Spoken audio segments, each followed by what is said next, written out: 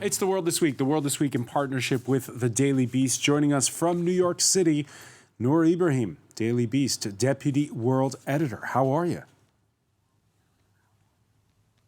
Very good. Thanks for having me. All right. Well, welcome as well to a commentator and political consultant, Philippe Moreau-Chevrolet. Hello. How's your week been? Great week. It's been a great week. Yeah, actually we had, a day off yesterday.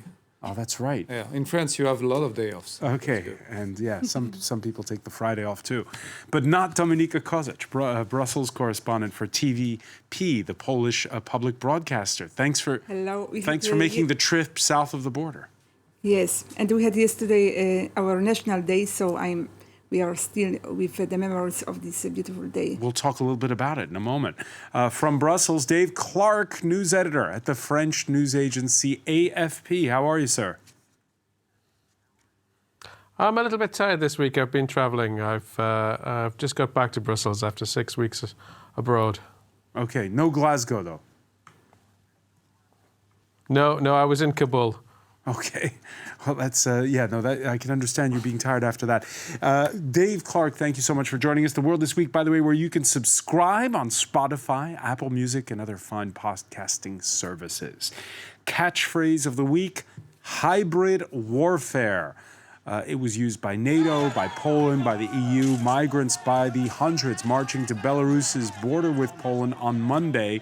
A sudden escalation in what's seen as retribution by Minsk for stepped-up EU sanctions. Belarus's strongman, who's been tightening the screws since last year's post-electoral crackdown. They're all branding the facilitation of one-way trips from the Middle East hybrid warfare.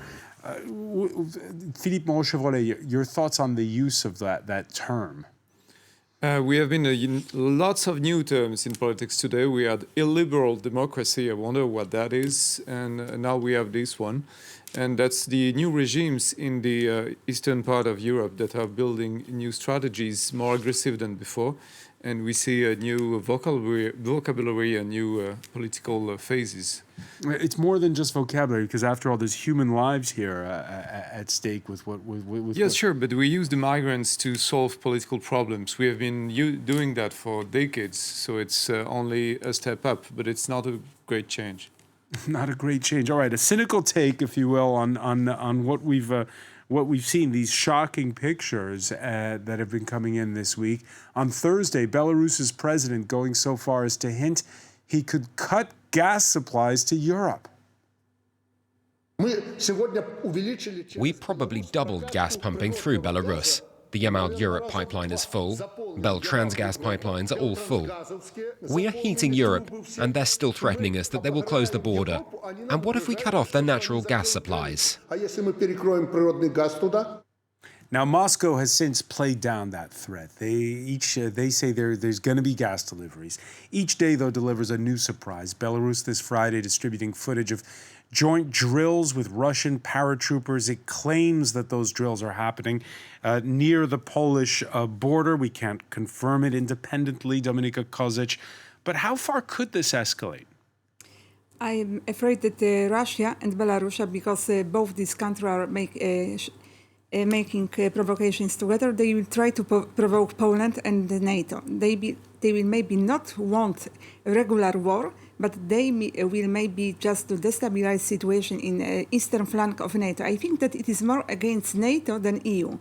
It is distinctions. Of course, Poland, Lithuania, Estonia, and Latvia are members both of NATO and EU, but it is more against NATO. And because for the Russia, the eastern threatening of the eastern flank of NATO was always like a big threat and kind of provocation.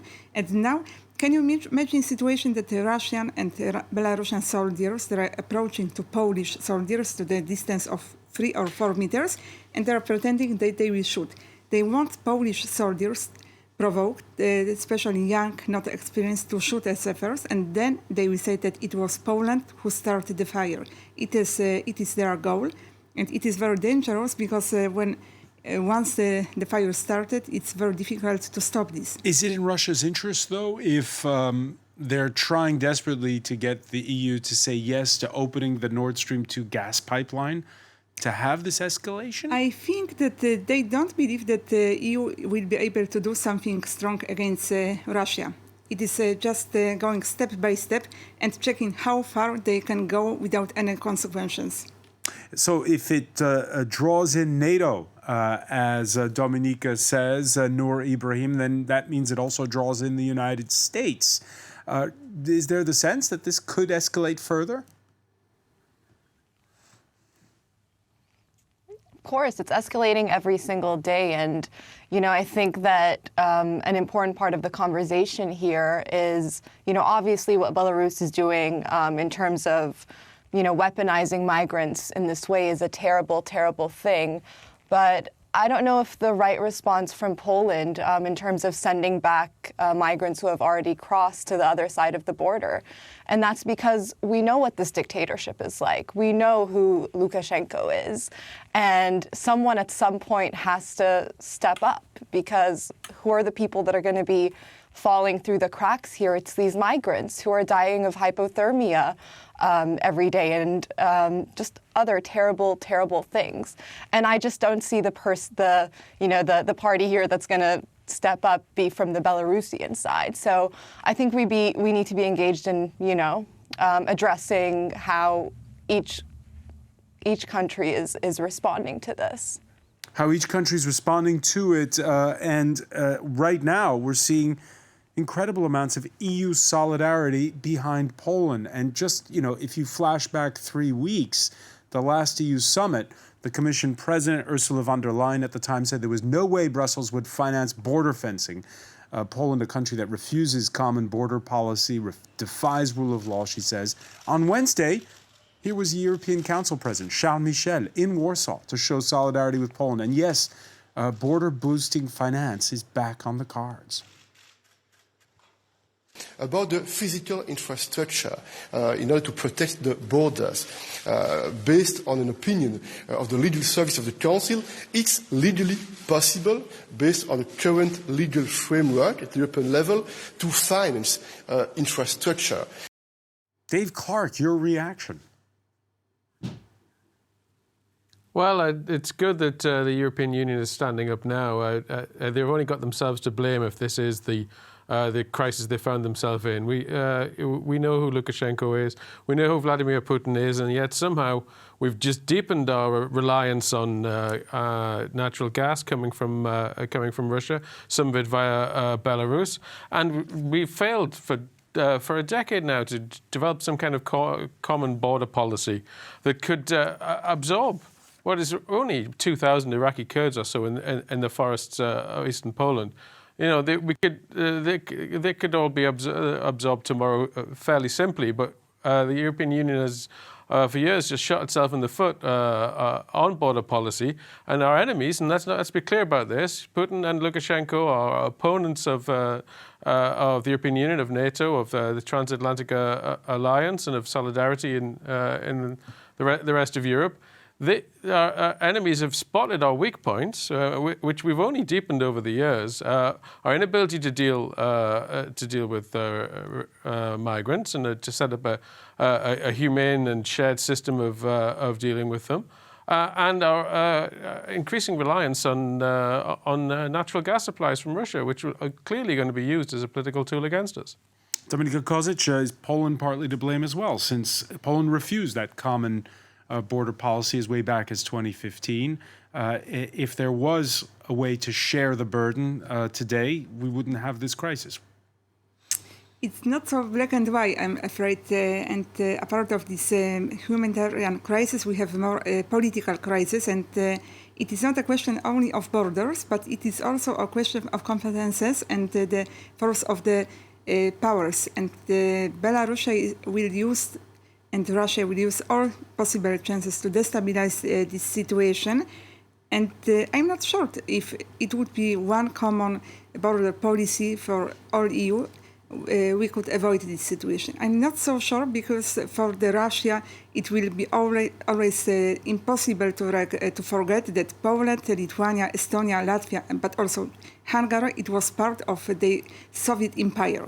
And our membership in NATO and EU will be always a problem for Russia. 3 weeks ago, Poland was a pariah. We talked about it the whole EU summit, and now it's all behind Poland. If we listen closely, it's back to the USSR. So we need to reinforce the European policies regarding migrants. As Dave Clark said, we should be working on what we have to do in order to enforce our values effectively. And the problem is, if you look at the Brexit situation and the fight between Paris and London, we see that Paris doesn't have any weapon to use against the British in order to force them into complying with the laws that would allow or people to go fishing in their seas. We don't have the means to exert any pressure on the British. And the Russians know that we are weak. We don't have any means to fight back against Belarus or other Russians. So they're trying to see if they can circumvent the EU in order to be maybe not an ally, but a complying parent.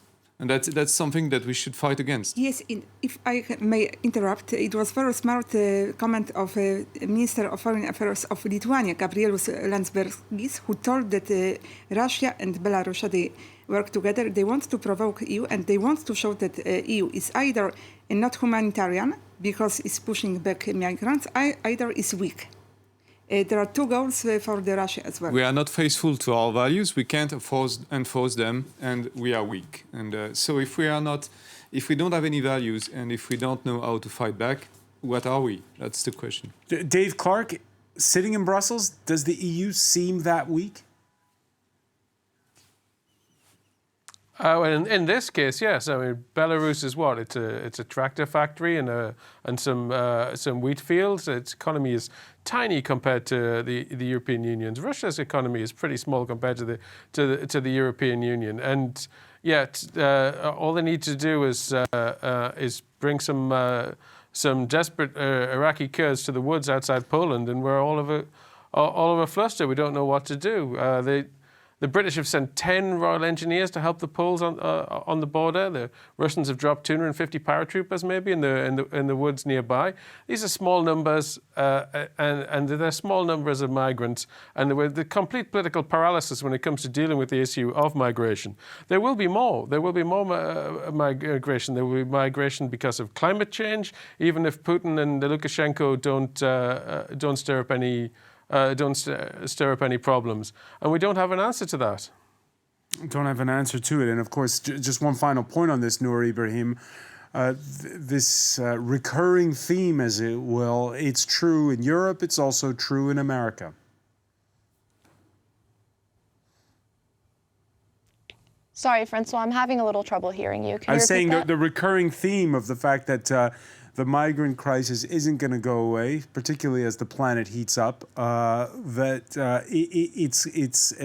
It's true here and it's true in the U.S.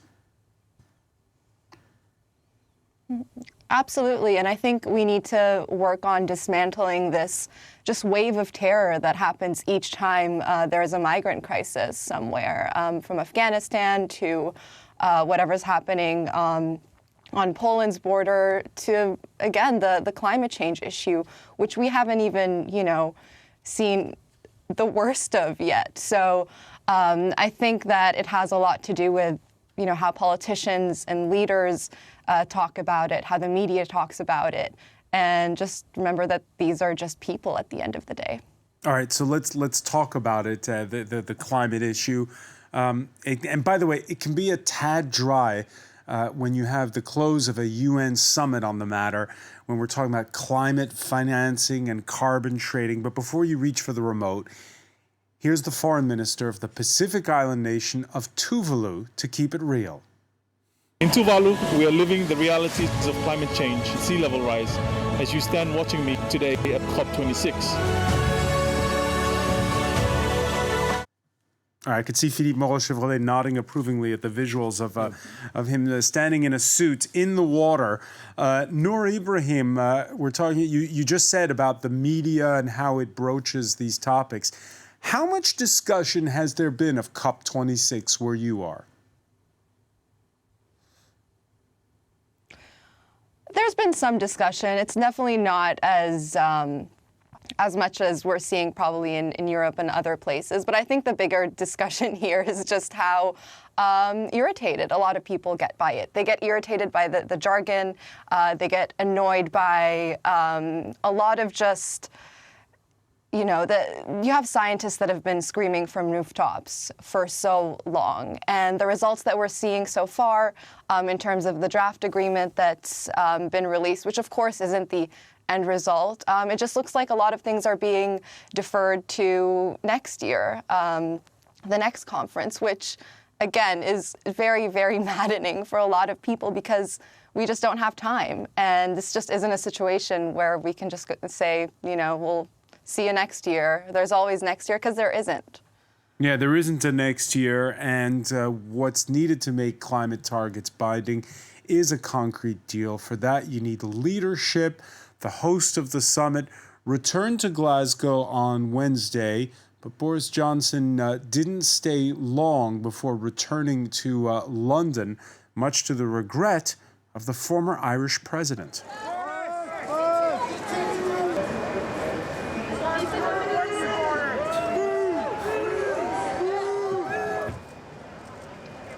It's so important that leaders get into crisis mode.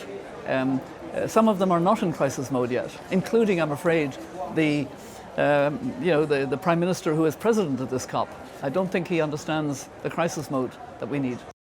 Well, let's turn to the British subject in the room here. Dave Clark, how's Boris Johnson doing as host of COP26? I don't think it has improved his image around the world, his behaviour during COP. But in a sense, it's whether it's held in Glasgow or anywhere else, this is a global summit. And if we were relying on Boris Johnson to solve the problems of the world, then that was probably a mistake from the get-go. We're getting down into the nitty-gritty. Again, it's technical, it's dry, this issue of climate finance, but it's very real. The concept of how do you help developing nations with their transition? Well, I just, as I mentioned at the top of the show, I just come back from Afghanistan.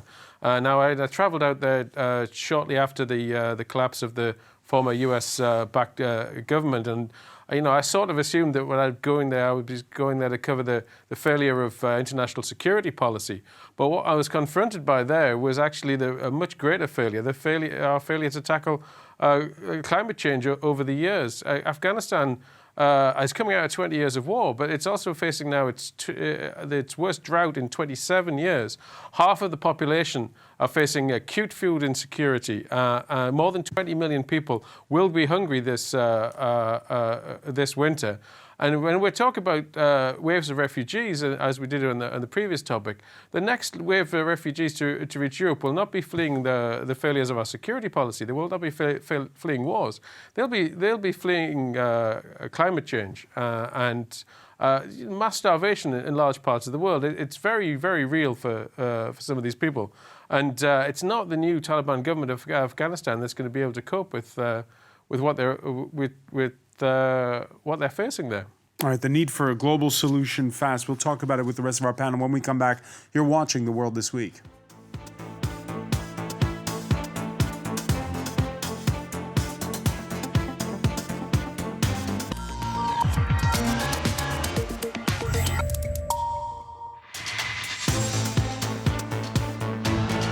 Welcome back, or welcome if you're just joining us. It's The World This Week. The World This Week in partnership with The Daily Beast.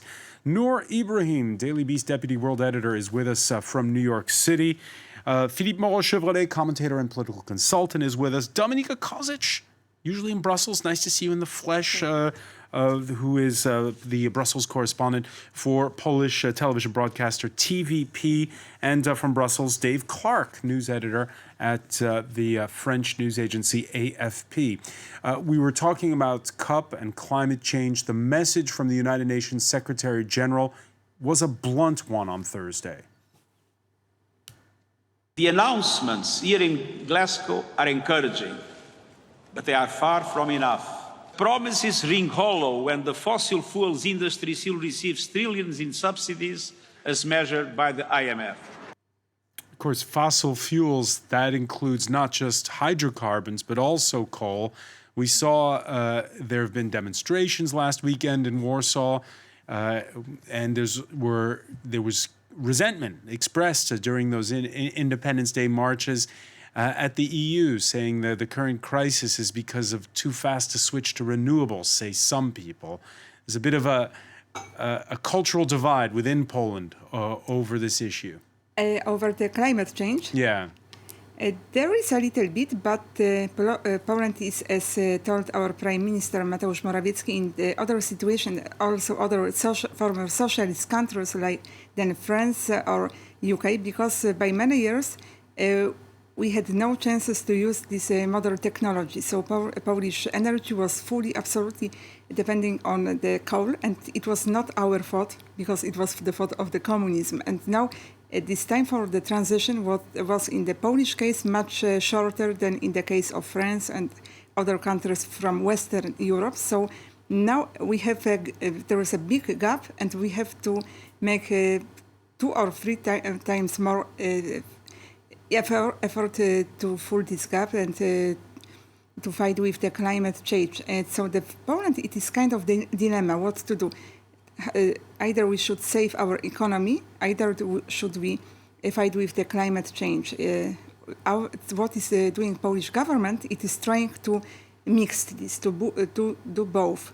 To save, protect economy, especially in this region like Silesia, which is a region of coal mines, but also thinking about the transition and new technology also in the sources of energy. By the way, we're talking about who drives the conversation at the COP26 summit in Glasgow as they negotiate, as they horse trade. Who drives the conversation in Europe? There's been a lot of people asking about the fact that right now, because Germany has an outgoing chancellor, they're still negotiating who gets to be. There's a bit of a power vacuum in Berlin. Do you feel as though that has an impact as well when it comes to this conversation about energy transition? I think that it is visible when we come to all other also fields of the politics, because we don't know who will form the next government in Germany. It is still not fully known. So, and Germany are the biggest European economy, the biggest country. So that's why I have impression that everything is not in Brussels is like stopping breathing and waiting for waiting on Berlin. On Berlin, but also on the election in France, because you are the second big player in the Europe, and also if something will change in France, it will change also something in the EU. All right, so we have to wait till April for the other shoe to drop, yes. You're saying.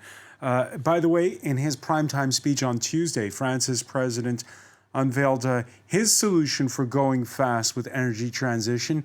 Emmanuel Macron calling on the nuclear option.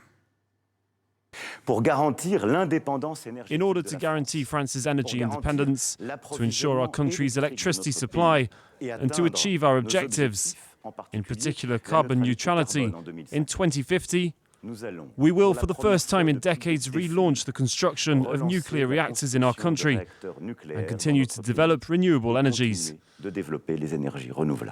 So, Philippe Moreau-Chevalier, a month ago, Emmanuel Macron talked about this concept of, these mini nuclear plants that are fast to put on site. Now he's talking about next generation EPR, big, good old-fashioned nuclear reactors. Yes, it actually took 5 years. He was elected on the basis that we should end nuclear energy because it was the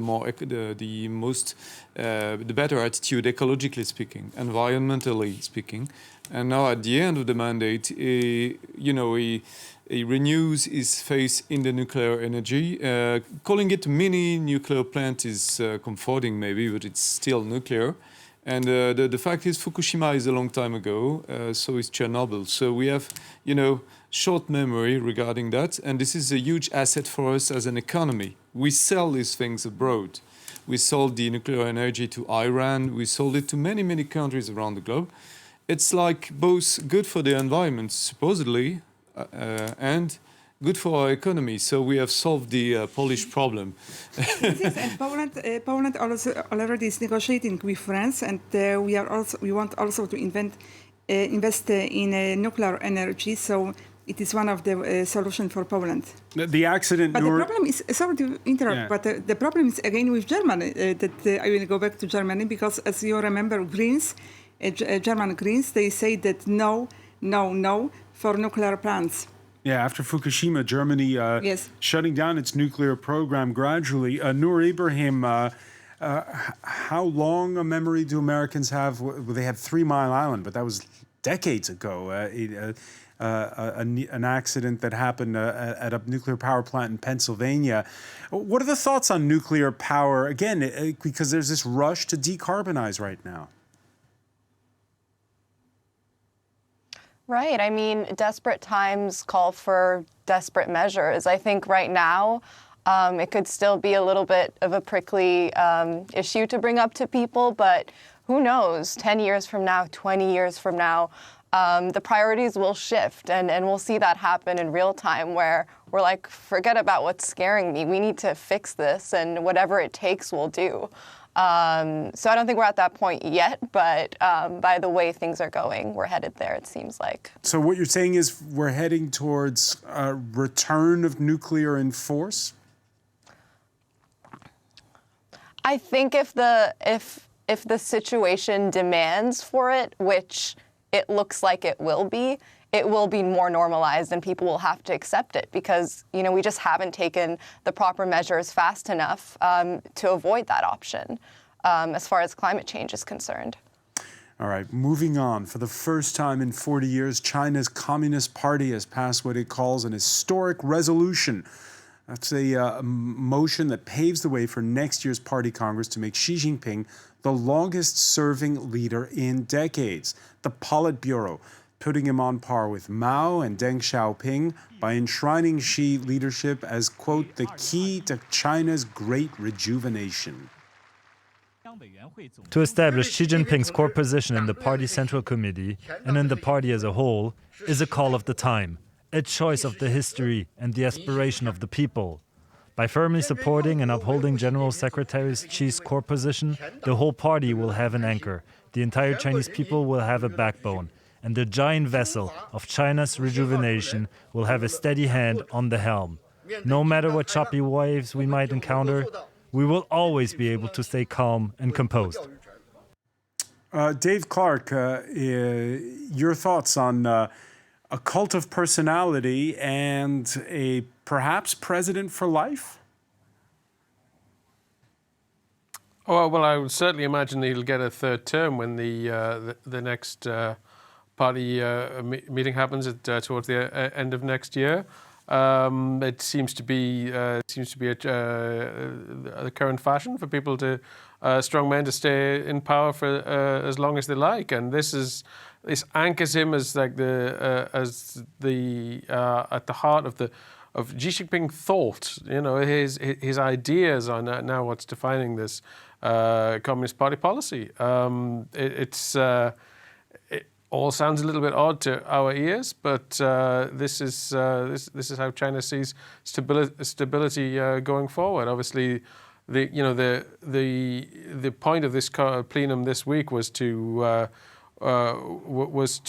kind of codify his position in the history of the party, and to succeed and replace Deng Xiaoping and before him Mao as the thought leader for this one-party state going forward. I think it finally, if that was needed, and I don't suspect it probably wasn't, reminds everybody that just because China got richer and more middle class, that doesn't mean to say it's following the West down any kind of liberal path.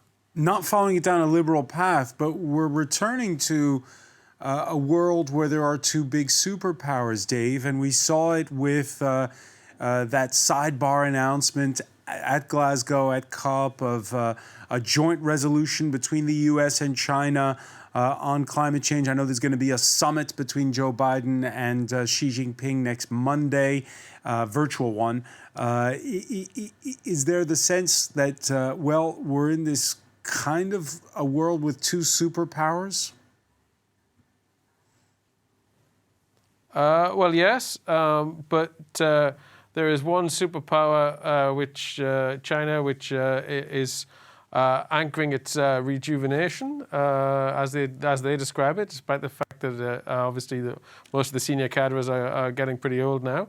And then the other superpower, the president will be over 80 when he stands for re-election, and he will face a challenge from Donald Trump, who is only slightly younger than him. Noor Ibrahim, does it feel like that it's a world now with two superpowers and the others matter, well, a little bit less? I think it definitely does. I mean, I'm really interested to see how the summit plays out on Monday, if they actually do end up doing it tomorrow, Monday evening. But who knows? I mean, these past meetings between American and Chinese diplomats have really just been very chaotic, with like yelling and finger pointing. Maybe, like you said, they'll be coming off the high from the climate agreement, which was really surprising to people. So who knows? Maybe they'll surprise us again. But I think despite what we might see on the outside in the summit, there's always going to be that underlying tension. There's always going to be, it's just a weight that hangs over that because of the position they're on in the global sphere. Your thoughts on Xi Jinping at least getting a third term and possibly more? Very interesting what will be the position of the European Union in this combination and Russia, because we have two superpowers like China and US, and the European Union, especially Germany, are now a little bit closer to China. It was Germany who pushed to finalize agreement with China during last year, on the end of the German presidency. France was against, so it is one question: what will do European Union? But the Germans at the time cooled towards China, particularly during the COVID pandemic. Yes, but later on they became much warmer because it was Germany who wanted to have agreement with China, trade agreement. And from the other side, what will do Russia? Because for Russia, China is challenge. I'm not sure, do you remember that in the eastern part of Russia, there are many Chinese people living, and for Russia it is like a kind of threat, and also it's a new challenge, Chinese minority in Russia. So Russia is from the one side fighting with China, from the other side is making a business. So I'm very interested what will be the position, and for me, the most logical way to have one power, superpower, US and EU, and from the other side, China and Russia. So the return of the Atlantic Alliance is what you're saying. Yes. All right. When the story broke, it was billed as France's answer to figure skater Nancy Kerrigan attacked in an attack orchestrated by the husband of rival Tonya Harding before the 1994 Olympics. 35 hours of questioning later, police now seeking new leads to identify the attackers of French women's soccer football star Hira Hamraoui, who you see there.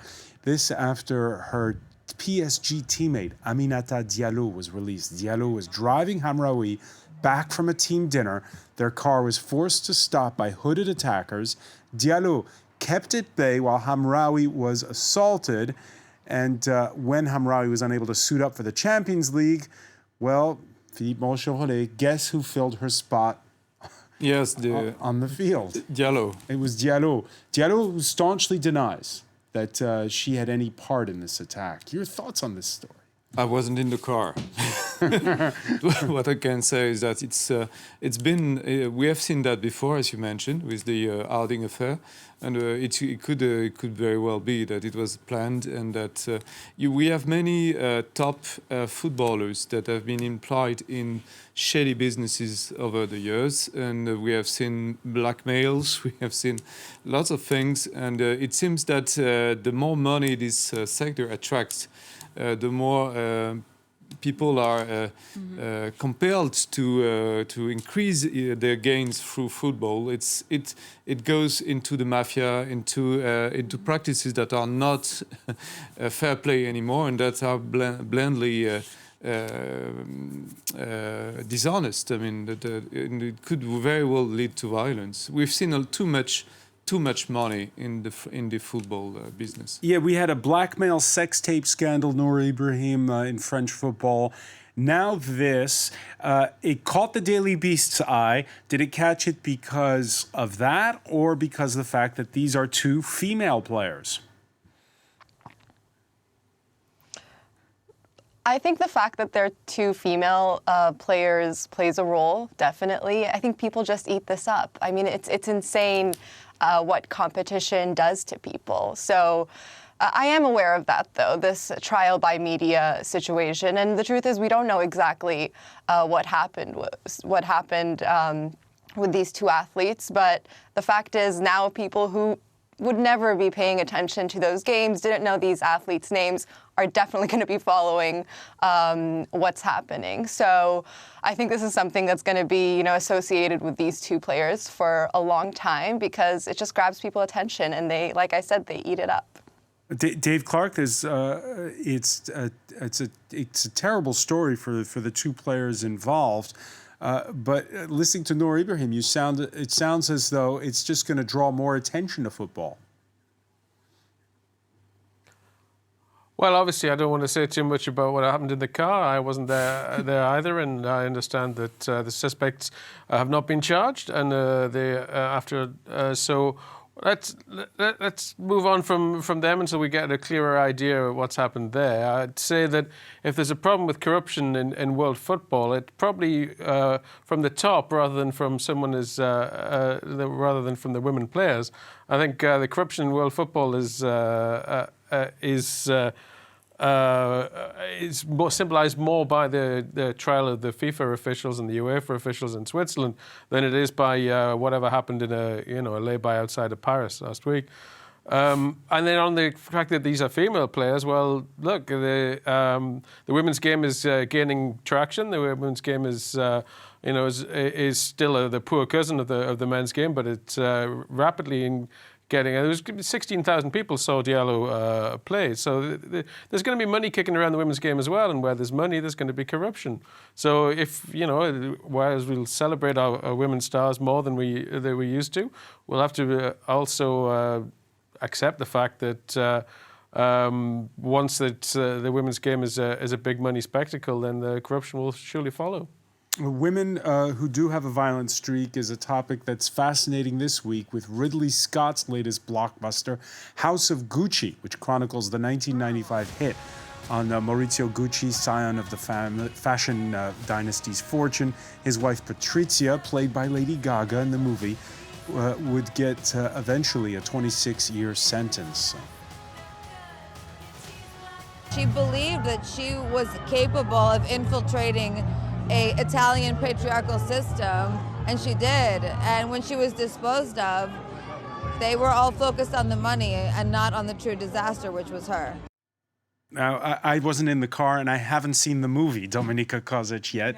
It's not out yet in France. But, it's going to be interesting to revisit this saga through the eyes of being in 2021. And again, it's this question of a woman charged with foul play here. Yes, I'm very interested what is this film about, and maybe we'll discover something new because we have now new perspective, a little bit bigger knowledge. So I'm very interested, and I will watch this movie. Noor Ibrahim, I know that the critics at your publication are gushing about it. Again, through the lens of today, how would we see a case like that one?